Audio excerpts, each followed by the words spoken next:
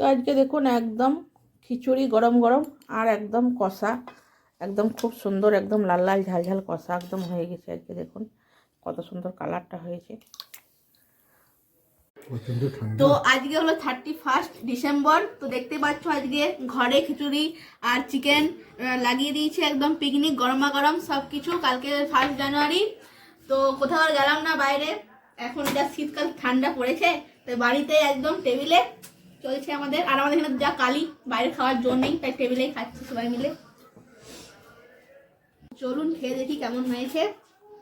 একদম সেই হয়েছে, খিচুড়ি যেমন টেস্ট, চিকেনও তেমন টেস্ট, দারুণ লাগছে খেতে। ঠান্ডা খিচুড়ি আর মাংসটা দেখেই মনে হচ্ছে সেই হয়েছে। খেয়ে একটু খেয়ে দেখি কেমন হয়েছে।